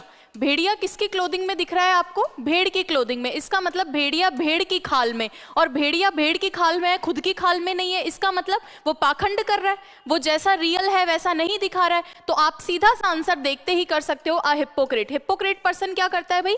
वो पाखंडी होता है, वो जैसा खुद है वैसा कभी नहीं दिखाता है, अपना रियल फेस नहीं दिखाता है। जैसा कि हिंदी में हम सुनते भी हैं कि भेड़िया भेड़ की खाल में। क्या ऑनेस्ट पर्सन हो सकता है? बिल्कुल नहीं हो सकता। क्या सिंसियर पर्सन हो सकता है? ये भी नहीं हो सकता। क्या ऑनेस्ट और सिंसियर हो सकता है? बिल्कुल नहीं हो सकता। एकमात्र आंसर होगा ऑप्शन नंबर ए। क्लियर है? चलिए क्वेश्चन नंबर 37 देखिए। 37 नंबर भी अगेन आपका ईडियम से है, और वो बोल रहा है अ फूल्स पैराडाइज। एक मूर्ख का पैराडाइज। अब मूर्ख व्यक्ति जो होता है अपनी ही दुनिया के अंदर खुश रहता है, कोई चीज गलत हुई है चाहे सही हुई है उसको कोई मतलब नहीं है, वो अपने रीजन से अपनी खुशी के लिए क्या करता है भाई, खुश रहता है। तो चलिए एक बार ये ऑप्शंस देख लेते हैं। पहला लिख रखा है पैराडाइज ऑफ इडियट्स, नहीं, हमें इडियम्स का मतलब होता है कि जो वो कॉम्प्लेक्स स्टेटमेंट एक लिखा हुआ है उसको आप सिंपल वे में कहो।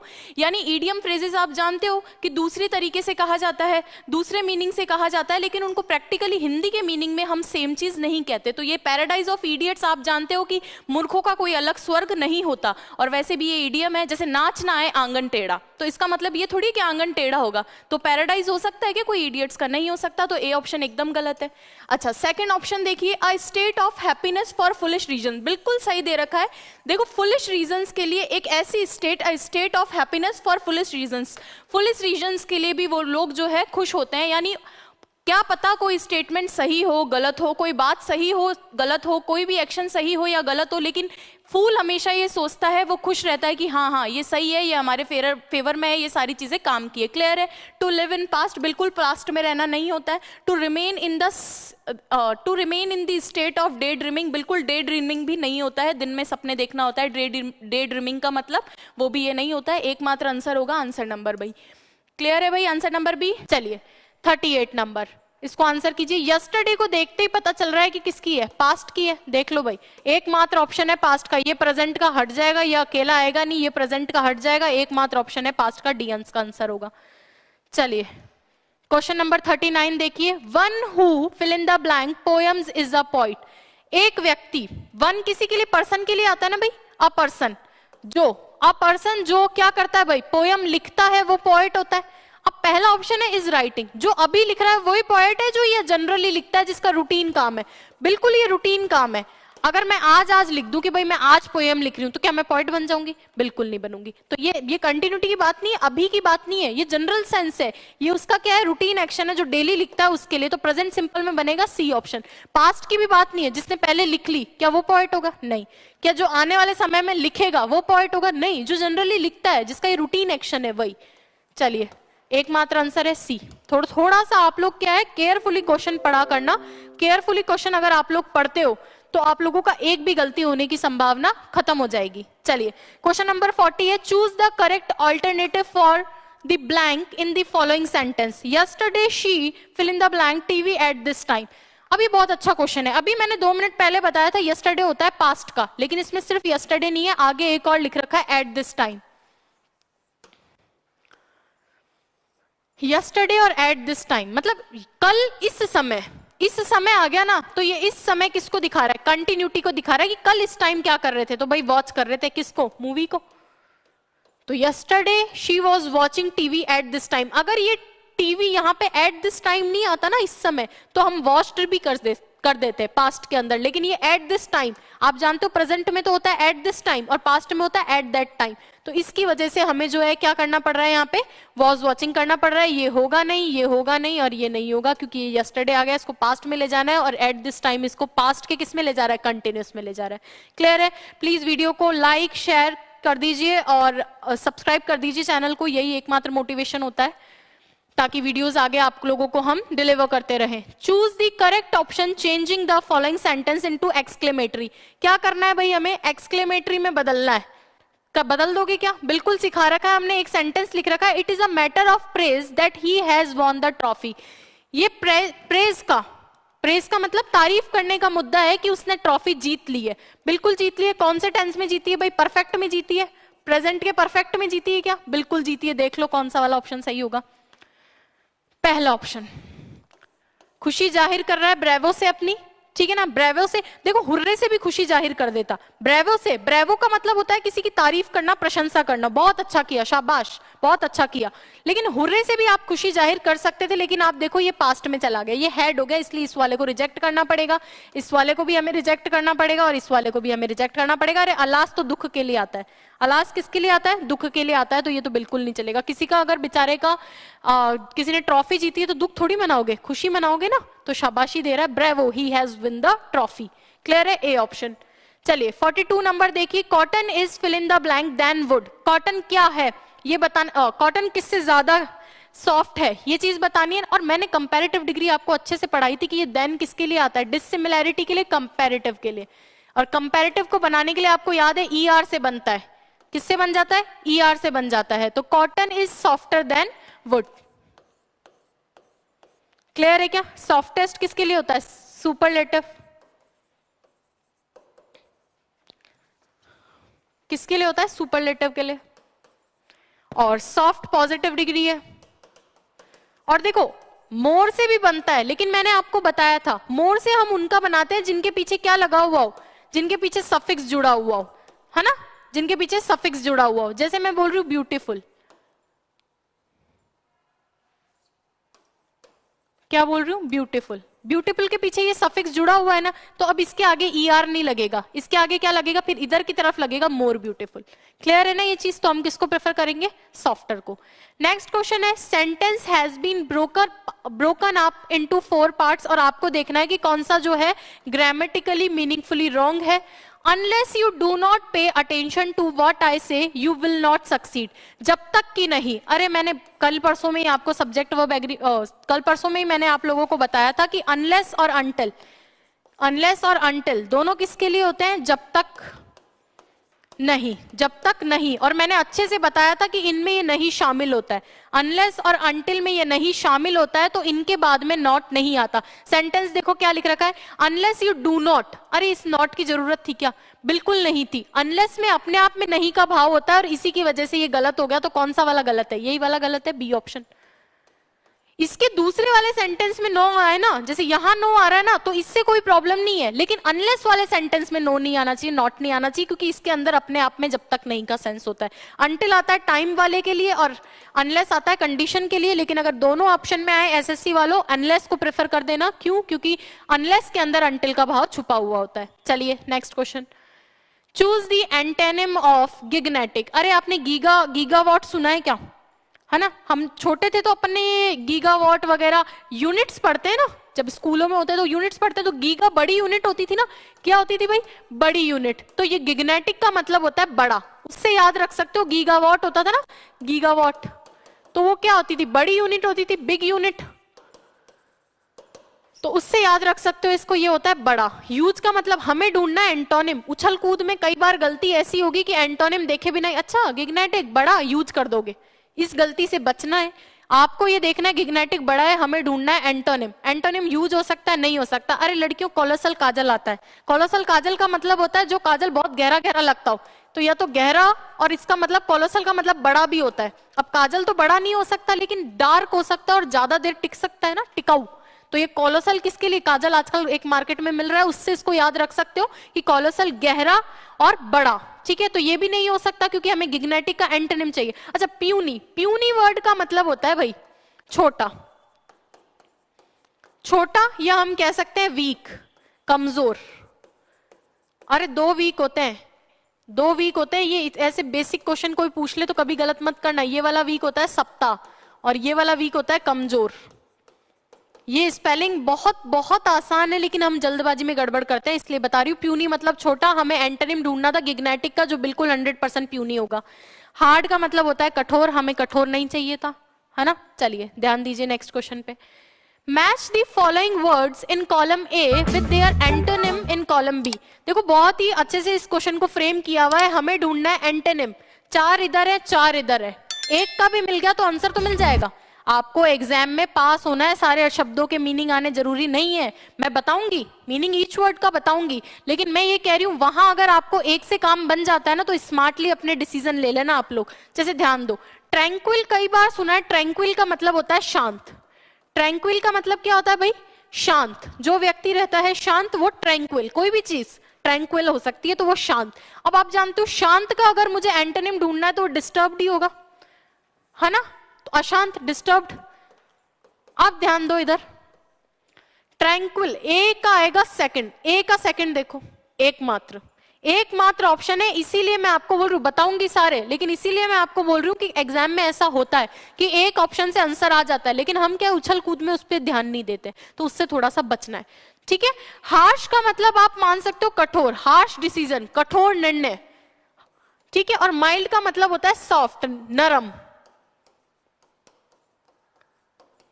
तो इसका भी देख लो, बी का फर्स्ट होना चाहिए, बिल्कुल बी का फर्स्ट हो रहा है। इसके बाद है एलोक्वेंट। एलोक्वेंट का मतलब होता है जो बोलने में अच्छे होते हैं ना, बोलने में एकदम सही बोलता है, ठीक है। हिंदी में इसका वर्ड होता है वाक चतुर। वाक चतुर, वाक आप जानते हो बोलने के लिए, जो वाक में कैसा हो, चतुर। हिंदी का बहुत अच्छा वर्ड है वाक चतुर, पूछा जा सकता है वन वर्ड में आपसे, है ना, जो बोलने में निपुण हो वो क्या होता है, वाक चतुर, ठीक है। इसका ऑपोजिट होगा आपका इनआर्टिकुलेट। देखो आर्टिकुलेशन जानते हो क्या आप? आर्टिकुलेशन होता है शब्दों को बनाना, एक्सप्रेस करना, है ना, अपनी बातों को आर्टिकुलेट करता है, मतलब अपनी बातों को बता सकता है, एक्सप्रेस कर सकता है, बना सकता है, ठीक है। और इन लग गया, इनका मतलब इसका ऑपोजिट बनेगा, तो इनआर्टिकुलेट जो अपनी बात को एक्सप्रेस नहीं कर सके। तो वाक चतुर तो अपनी बातें बता देता है, और एक होता है वाक पटु जो अपनी बातें नहीं बता सकता। हिंदी में भी देख लो, वाक चतुर का क्या लिखोगे, वाक पटु। हिंदी में भी विलोम शब्द आ रहे हैं अब तो, है ना। इसके बाद है मॉर्बिड। मॉर्बिड का मतलब देखो बहुत अच्छे से बताती हूँ आप लोगों को। मॉर्बिड का मतलब रोगी भी होता है, और मॉर्बिड का मतलब एक ऐसा व्यक्ति भी जो होता है जो फालतू की चीजें सोचता हो। मेरे अकॉर्डिंग तो भाई फालतू की चीजें, एक होता है आदमी बैठा बैठा सोचता रहता है अगर आत्मा होती तो, जैसे फिलोसोफर्स जो सोचते हैं ना उस तरह की बातें, मतलब वो चीजें जो प्रैक्टिकल लाइफ में नहीं। अब भूत भी एग्जिस्ट करते हैं क्या, भगवान धरती पे आते हैं, खेलते हैं, इस तरह का जो दिमागी रूप से खुद को अलग जोन में ले गया हो, नॉर्मल जोन में नहीं हो, उसको बोलते हैं मॉर्बिड। या फिर किसी रोग से ग्रसित है तो उसको भी अपन मॉर्बिड बोलते हैं। तो हेल्दी जो रोग से ग्रस्त नहीं है, ठीक है ना, निरोग। क्लियर है क्या? सारी चीज बता दी अब तो। एकमात्र आंसर होगा सी का फोर्थ, बिल्कुल सही है। एलोक्वेंट का होगा इनआर्टिकुलेट, और डी का होगा थर्ड, मॉर्बिड का होगा हेल्दी।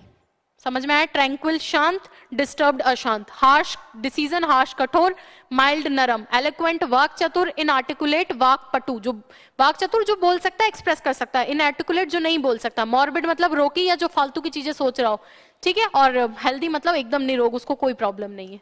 चलिए next question. The antonym of emerge, ठीक है। ई मतलब आउट, ई मतलब आउट, और इमर्ज का मतलब जानते हो कोई चीज जो अस्तित्व में आ रही है, बाहर निकल रही है, ठीक है, बाहर अस्तित्व में आना।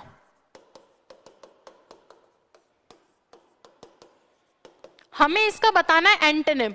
तो अपीयर का मतलब भी तो प्रकट होना ही होता है। अपीयर का मतलब क्या होता है? प्रकट होना। तो आप देख लो अस्तित्व में आ रही है तो प्रकट ही हो रही है। एंटोनिम देखना है, सिनोनिम नहीं देखना है, तो ये तो नहीं होगा। इसके बाद है डिसअपीयर। बिल्कुल अपीयर मतलब अगर अपीयर का मतलब अगर अस्तित्व में आना है तो डिस इसके आगे लगा के डिसअपीयर मतलब प्रकट नहीं हो रही है, गायब हो रही है कि इस बार बिल्कुल गायब हो रही है, गायब होना। तो इसका क्या होगा? कोई चीज प्रकट हो रही है, अस्तित्व में आ रही है, तो उसको गायब ही तो करना है, तो डिसअपीयर इसका सही आंसर होगा, एंटोनिम ऑफ इमर्ज। उसके बाद है आउटकम। भाई निष्कर्ष होता है, परिणाम होता है, किसी चीज का रिजल्ट होता है, रिजल्ट या परिणाम।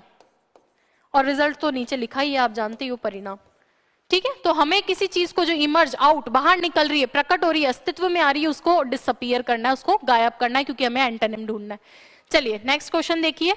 Select the correct article and determiner for the blank space, fill in the blank, the book, हो मैंने आंसर ही बता दिया, book you want is out of print. देखो मैंने आपको बताया था आर्टिकल ए आता है और एन आता है किसके लिए? जो चीज इनडेफिनिट है। कैसी है? इनडेफिनिट मतलब पता नहीं होती है। और आर्टिकल डी आता है डेफिनेट के लिए, ठीक है। अब ये वाला क्वेश्चन डेफिनेट वाला ही है। कैसे पता चला भाई? एक ऑर्डिनरी बुक की बात कर रहा है, कोई सी भी बुक की, या उसी बुक की बात कर रहा है? देखो द बुक, वह बुक यू वांट, वही बुक जो तुम चाहते हो, ऑर्डिनरी बुक नहीं है ये, वही बुक है जो तुम चाहते हो। तो the book you want is out of print, वो प्रिंट के आउट है, मतलब अभी नहीं है, वो अवेलेबल नहीं है ना, इज आउट ऑफ प्रिंट। जैसे आउट ऑफ स्टॉक होता है ना, वैसे आउट ऑफ प्रिंट है। कौन सी बुक? अभी मतलब वो बुक प्रिंटिंग पे नहीं लग रखी है, अभी उसकी कॉपीज नहीं निकल रही है। चलिए, तो द बुक यू वांट, अगर ये यू वांट नहीं आता ना तो एक बार को कॉमन बुक लिख देते, लेकिन यहाँ बात पर्टिकुलर है, वही बुक जो तुम चाहते हो। और पर्टिकुलर डेफिनेट के केस में दी आता है, ये भी नहीं आता, ये भी नहीं आता, ये भी नहीं आता। और आप देख रहे हो दीज जो है वो तो प्लूरल के लिए आता है, प्लूरल के लिए आता है, बुक सिंगुलर है, ये तो वैसे भी नहीं आएगा। चलो नेक्स्ट क्वेश्चन देखिए। Tiger is fill in the blank, dangerous animal, ठीक है, दी फ्यू सम ए। देखो मैंने आपको बताया था इनडेफिनेट सिंगुलर के लिए क्या आता है भाई? इनडेफिनेट सिंगुलर के लिए आता है आर्टिकल ए या आर्टिकल एन। क्या आता है? आर्टिकल ए या आर्टिकल एन। इनडेफिनेट है क्या? बिल्कुल है। सिंगुलर है क्या? बिल्कुल है। कि टाइगर एक, और मैंने ये भी बताया था कि ए एन का मतलब होता है एक। टाइगर क्या है भाई? एक डेंजरस एनिमल है। अब ये डी को देख के पता चल रहा है वोवल है या कॉन्सोनेंट है? बिल्कुल कॉन्सोनेंट है, तो आप जानते हो ए आएगा। तो ए ऑप्शन वाला। अब मैं बाकी भी बता देती हूँ एक बारी। पहला ऑप्शन देखो दी, दी कब आता है भाई? दी आप जानते हो पर्टिकुलर के लिए, पर्टिकुलर के लिए मैं यहाँ लिख रही हूँ tiger is the dangerous animal. अरे केवल वही डेंजरस है क्या? अरे और भी डेंजरस होते हैं, वो एकमात्र नहीं है ना, ओनली डेंजरस एनिमल नहीं है ना, इसलिए यहाँ पे आर्टिकल दी नहीं आ सकता। अच्छा फ्यू, फ्यू तो आप जानते हो न के बराबर, न के बराबर थोड़ी बताना डेंजरस है बेचारे की क्यों शक्ति कम कर रहे हो, है ना, न के बराबर नहीं दिखाना है। Few dangerous animal. इसके बाद है सम, कुछ डेंजरस एनिमल। ये थोड़ी कि भाई थोड़ा थोड़ा डेंजरस है और थोड़ा थोड़ा नहीं है, वो वाली भाव भी नहीं है। क्लियर है ये चीज? चलिए आंसर कौन सा होगा? A dangerous animal. और अ का मतलब मैंने आपको बताया एक होता है, इस चीज का भी ध्यान रखना आप लोग। Next question, what is the time fill in the blank your watch. बहुत अच्छा क्वेश्चन है, इसमें गलती होने की संभावना बहुत ज्यादा रहती है, ध्यान रखना, ध्यान रखना। बाय का मतलब होता है अकॉर्डिंग टू, अकॉर्डिंग टू, तो यहां पे बाय ही इसका सही आंसर होगा। What is the time by your watch, by your watch मतलब आपकी वॉच के अनुसार, अकॉर्डिंग टू मतलब के अनुसार, आपकी वॉच के अनुसार जो है क्या समय हुआ है। इसी तरीके से बोला जाता है क्योंकि यहाँ पे ये एजेंट की तरह काम कर रहा है। कौन एजेंट की तरह काम कर रहा है? बाय। क्यों? टूल क्या है? वॉच है, वॉच को ही तो देख के बताएंगे और आपकी वॉच के अकॉर्डिंग क्या समय हो रहा है, ठीक है ना, क्योंकि आपका समय तो हो नहीं सकता, समय किसी का नहीं है, लेकिन आपकी वॉच के अकॉर्डिंग क्या समय हो रहा है, इसलिए इसका सही आंसर होता है टाइम बाय वॉच। इन आपको मैंने अभी बताया था इनसाइड ऑफ जो होता है मेसे का सेंस भी देता है, काके का भी सेंस देता है, और फ्रॉम सेपरेशन को दिखाता है। किसको दिखाता है भाई? सेपरेशन को। और मिलाने को फिर क्या दिखाता है? टू प्रेपोजिशन, ठीक है। टैक्सी भी होता है टू, टैक्सी मतलब ले जाना है किसी एक जगह से दूसरी जगह। चलिए 50 नंबर देखिए, will you sit fill in the blank me at dinner. देखो ये आपसे कंफ्यूजेबल वर्ड में भी पूछा जा सकता है, प्रेपोजिशन में भी पूछा जा सकता है, बहुत अच्छा कॉन्सेप्ट है इस क्वेश्चन में। बाय मैंने अभी भी बताया था आपको एजेंट के लिए आता है, और ऑन आपको बताया था सरफेस के लिए। चलिए बिसाइड और बिसाइड्स में से देखना है, अभी क्लियर हो जाएगा। बिसाइड का मतलब होता है बगल में, बिसाइड का मतलब होता है बगल में, और बिसाइड्स का मतलब होता है in addition to. Will you sit beside me at dinner, आप डिनर में मेरे पास बैठेंगे, मेरे बगल में बैठेंगे, या फिर इन एडिशन टू, किसी चीज के साथ में होने का भाव दिखाने के लिए इन एडिशन टू होता है। जैसे राम बिसाइड्स सीता, इसका मतलब है राम के साथ सीता भी।